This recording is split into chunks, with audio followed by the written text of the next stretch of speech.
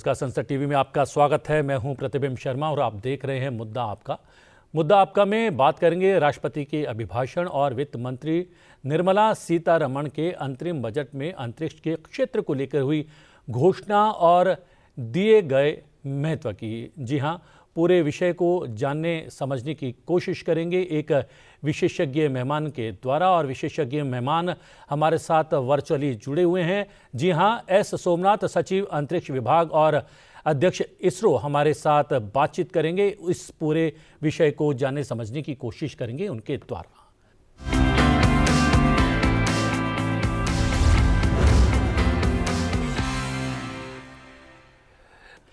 राष्ट्रपति के अभिभाषण के बाद अगर बात करें वित्त मंत्री के अंतरिक्ष बजट की, तो अंतरिक्ष विभाग को आवंटन में 4% की बढ़ोतरी मिली है, जो 12,545 करोड़ से बढ़कर 13,043 करोड़ हो गई है। पूरे विषय को जानने समझने की कोशिश करेंगे एस सोमनाथ जी से। सचिव हैं अंतरिक्ष विभाग और अध्यक्ष हैं इसरो के। आपका बहुत बहुत स्वागत है। नमस्कार। अंतरिम बजट की बात करें डॉक्टर एस सोमनाथ जी, तो अंतरिम बजट में अंतरिक्ष क्षेत्र के लिए 4% बजट बढ़ाया गया है। क्या ये बढ़ोतरी काफी है? The budget for the space sector has been increase by almost 4% in the interim budget. Is this increase enough for space missions? Of course, मैं इसके बारे में बोलने के पहले मैं ऐसे बोलूंगा कि हमारे जो मिशनों के बारे में आपने जो बोला है सही है। हमको ये साल में कई मिशंस तो लाइन अप किए हैं। गगनयान उसमें तो पहला है, हमारे अनमैन मिशन करना है।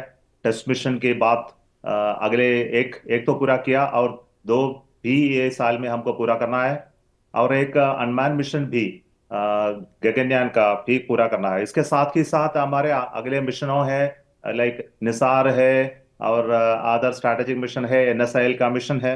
ये सब भी पूरी करना है। आपको ये पता होगा कि हमको ये मिशन के लिए हमारे बजट एलोकेशन जो होते हैं, ये होते हैं कि हमारे रिसर्च एंड डेवलपमेंट के लिए और इंस्टीट्यूशन का ओवरहेड के लिए काफी है। जो हमारे जो मिशन होते हैं, मिशन यूजर फंडेड है। आपको जो पता होगा, हम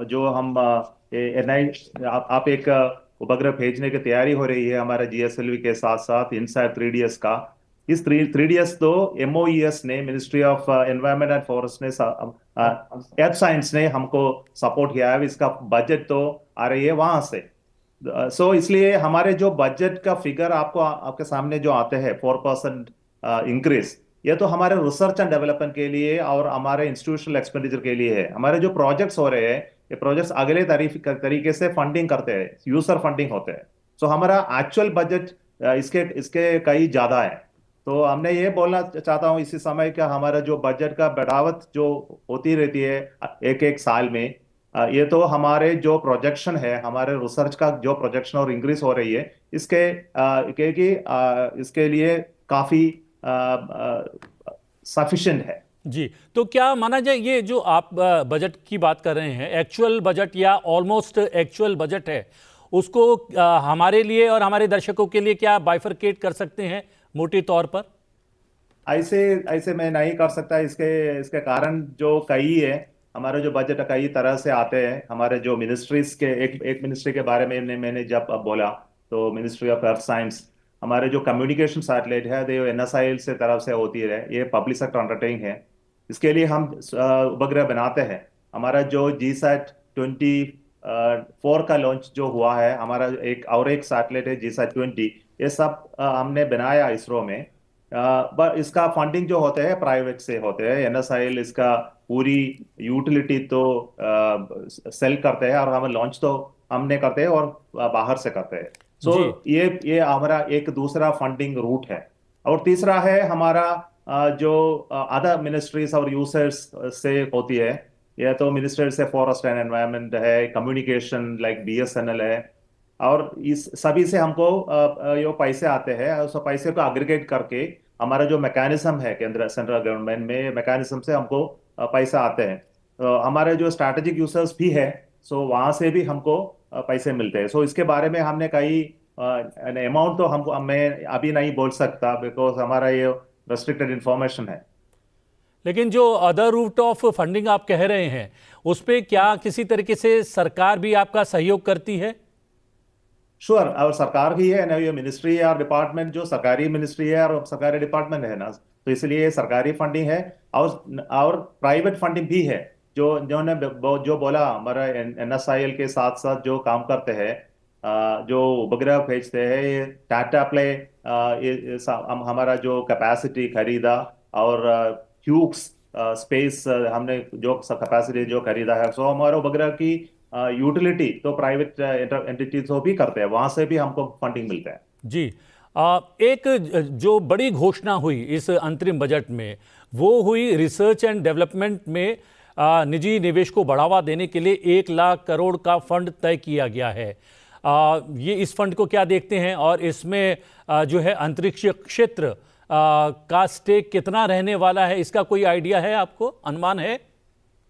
हमारा जो फंडिंग रिसर्च एंड डेवलपमेंट के लिए जो आता है, एक तो अगला फंडिंग है, इसके फंडिंग में जो DST का फंडिंग के बारे में आपने बोला था ना, इसका जी 1 लाख फंडिंग है। या ये इसमें हमारा रिसर्च फंडिंग नहीं, इसके साथ साथ नहीं होता है, ये हमारा अगला फंडिंग है। जी। लेकिन आपने जैसा कहा कि आपके बहुत सारे मिशन जो हैं वो पाइपलाइन में हैं, और बहुत जल्द एग्जीक्यूट भी आप करने वाले हैं। इसके लिए नए नए जो हैं प्रोग्राम्स पर आप काम कर रहे हैं, और हमने देखा कि आप देश भर के स्टूडेंट्स को भी कहीं ना कहीं इस अंतरिक्ष मिशन से जोड़ रहे हैं, या फिर कह सकते हैं कि शिक्षा के क्षेत्र में आप अंतरिक्ष के क्षेत्र को खोल रहे हैं। इसमें रिसर्च के लिए बच्चे ज़्यादा से ज़्यादा आपके साथ जुड़ पाएं, उसके लिए क्या कुछ किया जा रहा है? हमने कई प्रोग्राम है इसके लिए, हमने जो करते रहते हैं हमारे IIT के साथ साथ और NIT और अगले इंजीनियरिंग कॉलेज के साथ साथ हमें रिसर्च प्रोग्राम है, इसको हम जो बोलते हैं रेस्पोंड। सो एक एक साल हमने रेस्पोंड के बास्केट तो अनाउंस अनाउंस करते हैं, और रेस्पोंड बास्केट में जो रिसर्च प्रॉब्लम होते हैं उसके प्रॉब्लम को ये फैकल्टी और स्टूडेंट्स लेते हैं और उसमें रिसर्च करते हैं, हम फंडिंग करते हैं इसके लिए।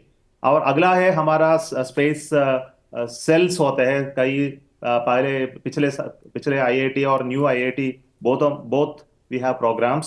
सो उसको भी फंडिंग होते हैं, एनुअल फंडिंग होते हैं, वहाँ जो जो एनुअल फंडिंग है इसके उसमें जो रिसर्च कर सकते हैं वह करते हैं, उसके प्रायोरिटी करके। और एक प्रोग्राम है यूविका है, ये यूविका में हमने जो यंग स्टूडेंट्स को हम इसरो में लाते हैं, वहाँ को ट्रेनिंग देते हैं, स्पेस के बारे में पढ़ाते हैं। और एक प्रोग्राम है, हमने सर्टिफिकेट प्रोग्राम होते हैं हमारे वेबसाइट में, जो लॉगिन करके हमारे सर्टिफिकेट प्रोग्राम को आपको ले सकते हैं। और हमने कई आउटरीच प्रोग्राम भी करते हैं। हमारा जो कैपेसिटी बिल्डिंग ऑफिस है, वहाँ जो कॉन्फ्रेंस है और हमारे एग्जीबिशन कई जगह जाते हैं, हमको 6 बसेस है, उसमें हम स्पेस ऑन व्हील एग्जीबिशन तो कई जगह जाते रहते हैं, विलेजेस में, स्कूल्स में, वहाँ हम हमारे स्पेस के बारे में हमको एजुकेट करते हैं। और कई प्रोग्राम्स में हम मिलजुल के कई ऑर्गेनाइजेशन के साथ साथ हम काम करते रहते हैं। सो कई आउटरीच प्रोग्राम होते हैं, इसलिए इसके लिए इसलिए हमने हमने जो स्टूडेंट्स को जो अपॉर्चुनिटी देना है, और इंटर्नशिप ही है, मैंने इसी बात जो बोला, जी। को स्टूडेंट्स को इंटर्नशिप के लिए हमारे संस्थान में आ सकते हैं। छोटा इंटर्नशिप 2 महीने का और अप टू 6 महीने का इंटर्नशिप भी ले सकते हैं। तो क्या ये इंटर्नशिप प्रोग्राम के लिए देश भर के ही स्टूडेंट्स अप्लाई कर सकते हैं, या फिर विश्व भर में रह रहे NRI स्टूडेंट्स भी अप्लाई कर रहे हैं, अप्लाई कर सकते हैं, या फिर आप लोगों के साथ किसी भी तरीके से जुड़ सकते हैं? अब ये प्रोग्राम और भारतीय वासी को और NRI को दोनों को ओपन है। हमारे जो वेबसाइट है, वेबसाइट में इसके बाद इसके जो सेंटर के और इसरो सेंटर्स में कई वेबसाइट है, उसके वेबसाइट में आपको खोल के हमको कई और इंटरेस्टेड टॉपिक में इंटर्नशिप लेने का अवसर है। फिर से एक बार मैं वापस लौटूंगा, क्योंकि माना यह जा रहा है कि रिसर्च एंड डेवलपमेंट के लिए 1 लाख करोड़ का जो फंड तय किया गया है इस अंतरिम बजट में, माना यह जा रहा है कि 200 से ज़्यादा स्पेस फ्लाइट स्टार्टअप्स को सीधे तौर पर इससे फ़ायदा होने वाला है। क्या आप भी ये मानते हैं? अगर मानते हैं तो किस तरीके का लाभ, किस तरीके का फ़ायदा उन लोगों को हो सकता है? हमने आपको पता होगा कि हमारा एक और ऑर्गेनाइजेशन है in space, international centre for promotion and authorisation. So जी। इसके इस ऑर्गेनाइजेशन से autonomous organisation under department of space, वहाँ कई प्रोग्राम्स हमने शुरू किया है। और एक प्रोग्राम है जो फंडिंग का प्रोग्राम है। इसके लिए जो इसमें जो आते हैं स्टार्टअप जो आते हैं उसके लिए सीड फंडिंग का एक प्रोग्राम है, एक सुविधा है जो कई स्टार्टअप्स ने ये फंड सीड फंडिंग लिया है। हमने एक दूसरा प्रोग्राम अब शुरू किया है, अप्रूवल तो लिया है, गवर्नमेंट का अप्रूवल को वेट कर रहे हैं। इसमें और startup funding up to, I think it is up to around 50 crore और लेसर। इसमें ये प्रमोशन का एक प्रोग्राम भी तैयार किया है। और तीसरा है हमारा जो रिमोट सेंसिंग डाटा होते हैं हमारे नारसी में, और हमारे उपग्रह से जो डाटा मिला है, इस स्कीम को हमने ये प्राइवेट एंटिटी के पास लाके वहां से जो वैल्यू एडेड सर्विस तो इंडस्ट्री को लेके बिजनेस शुरू करने का ये सुविधा भी हमने सोच विचार कर रहे हैं। और हमारा 14 प्रोग्राम है यार ईओ कॉन्स्टलेशन का इन प्राइवेट डोमेन में। हमने अर्थ ऑब्जर्वेशन सैटेलाइट सभी जो अब जो किया है सो इसरो से किया है और नेशनल फंडिंग से किया है। और यही प्रोग्राम ने हमने जो और नॉन गवर्नमेंट एंटिटीज को और प्राइवेट कंपनी को अर्थ ऑब्जर्वेशन सैटेलाइट बना के तो कॉन्स्टलेशन चला के और जो इमेज आते हैं वहां से उसको यूटिलाइज करके और बिजनेस चलाने का, रिमोट सेंसिंग और जीआईएस का बिजनेस चलाना के एक प्रोग्राम होता है। उसमें जो फंडिंग का gap funding, viability gap funding जो आते हैं इसमें उसमें गैप फंडिंग का एक सुविधा भी, एक प्रपोजल भी अभी डिस्कशन में है। और अप्रूवल जो मिलेगा मे बी यही साल में तो मिलने का ये चांस है। माना जा रहा है और आंकड़े भी ये बताते हैं कि 2014 में अगर बात करें टेक स्टार्टअप्स की, स्पेस टेक स्टार्टअप्स की, तो केवल एक स्पेस टेक स्टार्टअप था 2014 में। अब 2024 आते आते 190 स्पेस टेक स्टार्टअप्स हो गए हैं। क्या ये बात सही है? और अगर इतनी गति में तेजी आई है उसके पीछे क्या रीज़न है? और आने वाले समय में क्या इसमें और भी बढ़ोतरी और भी इजाफा देख रहे हैं आप? श्योर। सो इसका स्टार्टअप का नंबर आपने जो बोला इस सही है। ये स्टार्टअप ने कई टेक्नोलॉजी डोमेन में काम करते हैं, जो 3-4 रॉकेट बनाने का टेक्नोलॉजी को डेवलप करते हैं। और 10-11 कंपनी ये स्पेस क्राफ्ट मिलने का, बनाने का, डिजाइन करने का और भारत में बनाने का कंपनी शुरू किया है। और अधिक तो अधिक स्टार्टअप ने कई और जगह में काम करते हैं। ये तो कंपोनेंट्स डेवलपमेंट है और सेंसर्स डेवलपमेंट है, प्रोपल्शन का डेवलपमेंट है, सब सिस्टम का डेवलपमेंट के काम में जुड़ा है।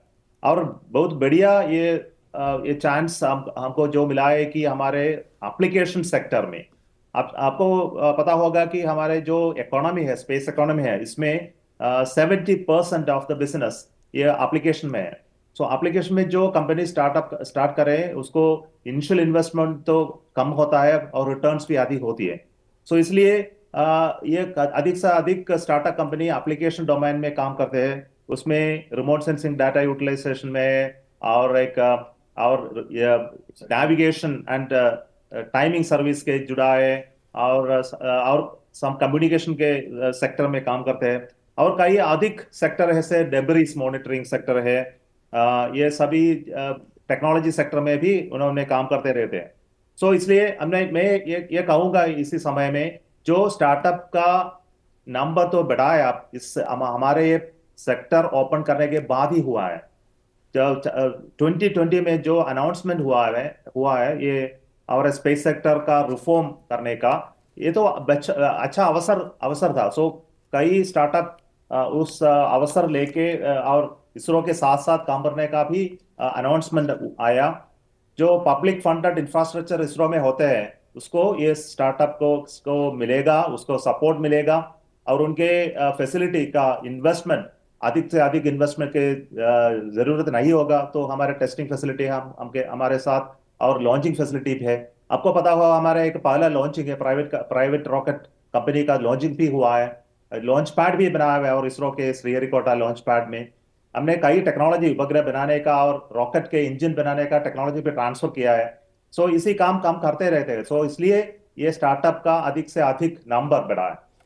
ये जो 2020 के इनिशिएटिव की बात कर रहे हैं या अनाउंसमेंट की बात कर रहे हैं, उसका जो है इम्पैक्ट नज़र भी आ रहा है और माना जा रहा है कि गत 2 साल की अगर बात करें तो 55 से ज़्यादा स्टार्टअप्स ने अंतरिक्ष विभाग में रजिस्ट्रेशन करवाया है। क्या ये बात सही है? ये सही है, सही है। हमारा जो लक्ष्य है ये नंबर बढ़ाने का नहीं। हमको यह ऐसा कंपनी चाहिए जो end to end design development का में जो काम करे और भारत में ही रॉकेट या उपग्रह बनाने का टेक्नोलॉजी डेवलप करे। इसी हमारा लक्ष्य है।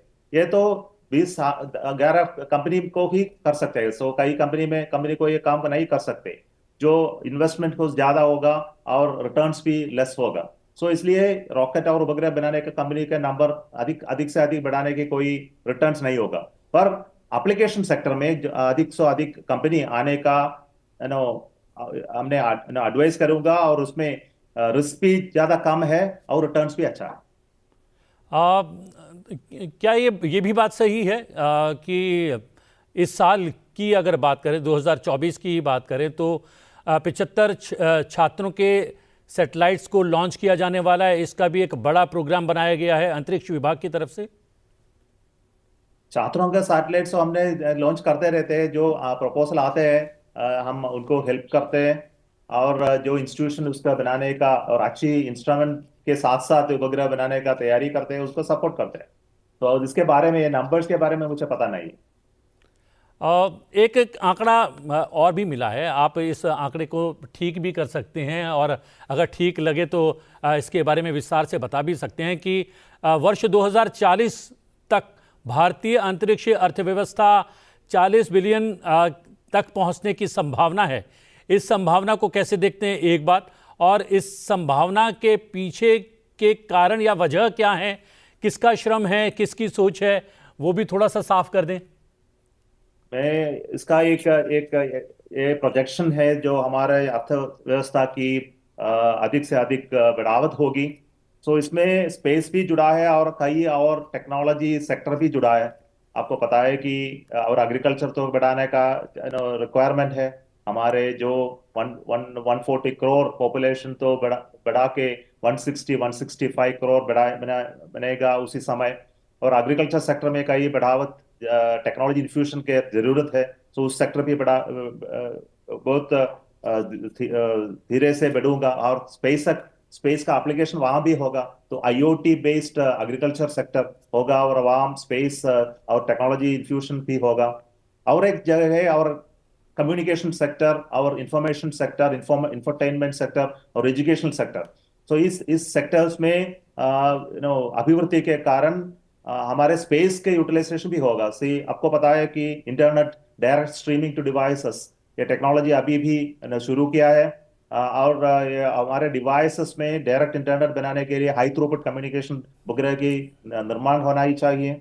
और एक एक नागरिक के जीवन में जो स्पेस बेस्ड एप्लीकेशन का नंबर्स तो बढ़ाना चाहिए उसी समय में। अगले 10-20 साल में यही होगा। हमारे जो क्लाइमेट डेटा है, जो हमारे जो ट्रैफिक डेटा है, टाइमिंग डेटा है जो है, और मैप बेस्ड एप्लीकेशन है हमारे नित्य जीवन में जो यूटिलिटी होते हैं, उस सभी जगह उपग्रह का और स्पेस बेस्ड एप्लीकेशन का एक प्रभाव होगा। सो इसलिए हमने जो सोचते हैं कि जो हमारे इकोनॉमी बढ़ाने के साथ ही साथ और स्पेस इकोनॉमी बढ़ेगा। 10 गुना और 20 गुना वृद्धि का एक एस्टिमेट हमारे साथ है। एक और जानकारी है कि अमेरिका के साथ जो है बहुपक्षीय कार्यक्रम में हिस्सा लेने के लिए आर्टेमिस समझौते पर भी कुछ हस्ताक्षर हुआ है। उसका क्या अपडेट है और क्या माना जाए कि 2025 तक चंद्रमा पर मानव भेजने के लिए ही ये बहुपक्षीय कार्यक्रम में जो है अमेरिका के साथ हिस्सेदारी तय की जा रही है, या फिर आर्टेमिस समझौते पर हस्ताक्षर किए गए हैं? हमने जो साइन किया है ये आर्टेमिस अकॉर्ड है। ये जी। आर्टेमिस अकॉर्ड में कई नेशंस साइन किए हैं। ये उसमें ये उनके साथ साथ काम करने का अकॉर्ड नहीं है, हमका एग्रीमेंट नहीं है। इस एग्रीमेंट में जो लिखा है कि हम जो चंद्रमा का एक्सप्लोरेशन जो करें, ये सस्टेनेबल एक्सप्लोरेशन जो करें।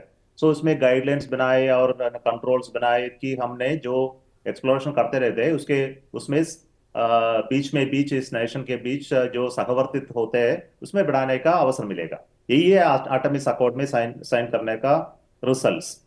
जो औ- जो हम अगले बार में जो करूंगा, जो एक्सप्लोरेशन करूंगा और चंद्रमा में कई मिशंस भेजूंगा, ये सब एक बायलैटरल कॉपरेशन से के साथ साथ करूंगा। ये तो नासा के साथ और यूएस के साथ हमने जो एक्सप्लोरेशन करना है उसमें केस बाय केस हमने डिस्कस करके करूंगा। हमने जो अब तैयार किया है कि हमारे एस्ट्रोनॉट्स इंटरनेशनल स्पेस स्टेशन भी जाए एक बार और उनकी ट्रेनिंग भी करें। सो इसमें इसके लिए हम अब तैयारी कर रहे हैं, उसका अनाउंसमेंट भी हुआ है। और जो अगले साल में जो करूंगा उसके बारे में हमको डिस्कशन करना है, और जो पॉसिबिलिटीज होती है उसमें हमने डिस्कशन करके हमको बेनिफिट मिलेगा या नहीं उसके बारे में सोच विचार करके हम डिसीजन लेंगे। जी, गगनयान एक ऐसा प्रोजेक्ट है, आप लोग तो जी जान से जुटे हुए हैं इसको सफल बनाने में। प्रधानमंत्री भी अलग अलग मंचों पर इसका जिक्र कर चुके हैं। राष्ट्रपति ने स्वयं अपने अभिभाषण में भी गगनयान मिशन की तैयारियों को लेकर अपने भाषण में अपने अभिभाषण में जिक्र किया था। किस तरीके की तैयारियां चल रही हैं और क्या इसकी सफलता के लिए भी कुछ बजटीय प्रावधान की आवश्यकता है, या फिर इसके लिए जो कुछ सफलता के लिए किया जाना था वो तय हो चुका है?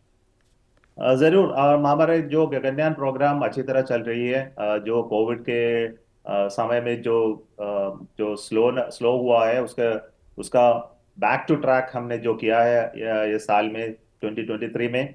और 2024 में जो काम है कि हमारे जो मिशंस है, अनमैन मिशंस है और टेस्ट व्हीकल मिशन है, इस काम को पूरी करने का तैयारी हो रही है। हमने एक मिशन और टेस्ट व्हीकल का अबोर्ड मिशन जो किया है, उसके बाद और दो मिशन 2024 में करना ही चाहिए। और एक दो मिशन, हाँ, ऑर्बिटल मिशन भी करना है। हमको ये बहुत है uncrewed mission to space and return back. इसके लिए हम तैयारी हो रही है कई सेंटरों में। सो अब आपको बोलना चाहता हूँ कि ये अच्छी तरह हो रही है। और जो हमारे लक्ष्य है कि 2025 एंड में हमारे जो एस्ट्रोनॉट्स के साथ साथ है और मिशन गगनयान करें। और उसके बाद हमारे जो प्राइम मिनिस्टर ने जो विजन दिया है हमको, ये गगनयान प्रोग्राम के कंटिन्यूएशन के लिए और भारतीय अंतरिक्ष स्टेशन बनाने के लिए और एक एस्ट्रोनॉट को चंद्रमा पर लैंड करने का भी हमको ये लक्ष्य दिया है। उसको पूरा करने का काम करते ही रहते हैं। उस सभी के लिए हमारे जो बजट रिक्वायर्ड है इस हमारे बजट में डाला है। और अगले साल में जो इसका वृद्धि भी होना ही चाहिए। जो हमने एडिशनल प्रोजेक्ट्स हो गवर्नमेंट को सबमिट करूंगा भारतीय अंतरिक्ष स्टेशन बनाने का, और कई मून एक्सप्लोरेशन के लिए हमने बजट जो उनके देंगे उसके साथ साथ उसका इवैल्यूएशन होगा और हमारे बजट अगले साल में वृद्धि भी होगा।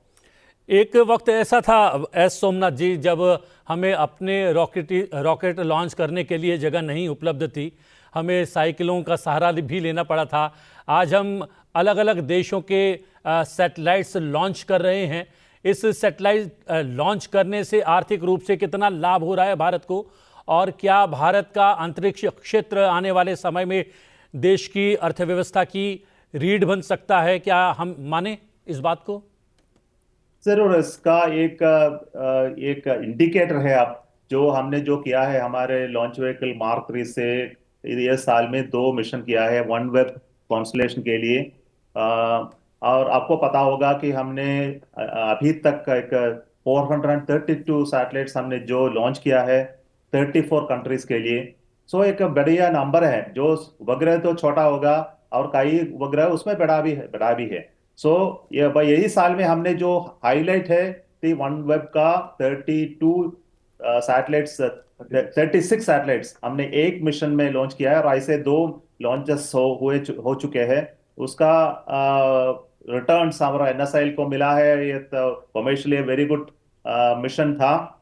हमने ये सोचते हैं कि अगले साल में LVM-3 का कई मिशन, कॉमर्शियल मिशन का इंक्वायरीज आते रहते हैं। जो कई सिग्नेचर भी किया है कॉन्ट्रैक्ट के बारे में। मैं अनाउंसमेंट अभी नहीं कर सकता कि ये एनएसआई की बात है, कमर्शियल बात है। सो ये कमर्शियल पॉसिबिलिटी अधिक है एनएसआई से और हमारे रॉकेट से। सो इसके कारण इसका निर्माण को बढ़ावा देने का एक प्रोग्राम भी बना है। अब हमको ये रॉकेट एक साल में 2 या 3 की बनाने की क्षमता है। ये क्षमता हमको इंक्रीज करके और वर्धित करके और 6 या 10 अब तक ये बढ़ाने का एक काम जी में हम जुड़ा है इंडस्ट्री के से ये बनाने का। और एनएसआईएल ने और इंडस्ट्री को एक असेंबली करके उनको इसी बारे में बात किया। और ये सभी इंडस्ट्रीज, इंडिया के सभी इंडस्ट्रीज के लिए तैयार है इन्वेस्टमेंट करने का और प्रोडक्शन एनहांसमेंट करने का तैयारी हो रही है। अगले 2 साल में हमारा ये प्रोडक्शन और लॉन्च रेट को बढ़ावा देने का एक ये प्लान भी हमने बनाया है। जी, चलते चलते आखिरी बात आपसे जानना चाहूंगा। प्रधानमंत्री नरेंद्र मोदी ने 2047 तक भारत को विकसित राष्ट्र बनाने का लक्ष्य रखा है, तो क्या माना जाए विकसित भारत की उड़ान अंतरिक्ष क्षेत्र के माध्यम से ही संभव होने जा रही है? आखिरी टिप्पणी। अब आपको ये बता होगा कि हम अंतरिक्ष माध्यम से हमने जो किया है कि हमारे सिटीजन के लिए जो इन्फ्लुएंस है और उनको बेनिफिट है, उसके बारे में हमने सोच विचार करके हमको मिशन को प्लान किया है। अभी हमने जो किया है कि हमारे मिनिस्ट्रीज और डिपार्टमेंट के साथ साथ हम करते रहते हैं, उसका रिटर्न्स हमको मिले। अब सभी को पता है कि हमारा प्रोग्राम एक कॉस्ट इफेक्टिव प्रोग्राम है और एक्सप्लोरेशन प्रोग्राम भी अच्छा है कि हम जो इन्फ्लुएंस हो रहे हैं हमारे साइंस एंड टेक्नोलॉजी फ्रंट में और बच्चे के लिए और स्टेम एजुकेशन के लिए का इसका इन्फ्लुएंस तो अधिक है। सो हमारा रिटर्न्स जो मिलते हैं स्पेस से या उसका इन्वेस्टमेंट के अधिक गुना रिटर्न्स हमको मिलते हैं और in the form of financial returns और अदर रिटर्न्स। सो जो विकसित भारत का संकल्प अब है, इसमें स्पेस और अनेक टेक्नोलॉजी डोमेन जुड़ा है। और स्पेस का एक एग्जाम्पल है कि हमको भारत में ऐसे कॉम्प्लेक्स टेक्नोलॉजी को बना के उसका मास्टरी हमको मिले और भारतवासियों को ये टेक्नोलॉजी बनाने का ताकत भी है। ये तो कॉन्फिडेंस की बात है ना। सो इसलिए हमको कई और सेक्टर्स में हमको जो काम करना है और भारत को एक टेक्नोलॉजी ड्रिवन इकोनॉमी बनाना है हमको। ये अमृत काल में स्पेस का जिम्मेदारी ये अच्छा एग्जाम्पल है। और कई जगह में हमको इसी काम डुप्लीकेट करना है हमारे इंफ्रास्ट्रक्चर सेक्टर में, हम बायोटेक्नोलॉजी सेक्टर में और एग्रीकल्चर में, इलेक्ट्रॉनिक सेक्टर्स में, आर्टिफिशियल इंटेलिजेंस और रोबोटिक सेक्टर्स में, एग्रीकल्चर, फूड प्रोसेसिंग, कई जगह हमको ये इसका डुप्लीकेट करना है, उसको हम कर सकते हैं। सो जी, इसलिए और पूरा हमको ये देश जो है आप ही की तरफ देख रहा है, इसरो की तरफ देख रहा है, अंतरिक्ष विभाग की तरफ देख रहा है और विशेष रूप से एस सोमनाथ जी आपकी तरफ देख रहा है। आपने समय निकाला और बजट के प्रावधानों के साथ साथ और बहुत सारे महत्वपूर्ण अंतरिक्ष से जुड़े हुए बिंदुओं पर प्रकाश डाला। बहुत बहुत धन्यवाद आपका। धन्यवाद, नमस्कार। एस सोमनाथ जी सचिव अंतरिक्ष विभाग और अध्यक्ष इसरो बातचीत कर रहे थे हमसे और बता रहे थे बजट में अंतरिक्ष क्षेत्र के प्रावधानों के बारे में और क्या कुछ अंतरिक्ष के क्षेत्र में इस बरस और आने वाले समय में होने वाला है, इसकी जानकारी भी उन्होंने हमारे साथ साझा की। मुद्दा आपका में आज के लिए इतना ही। मुद्दा आपका में आपसे फिर भेंट होगी एक नए विषय के साथ। फिलहाल मुझे आज्ञा दीजिए, लेकिन देखते रहिए संसद टीवी। नमस्कार।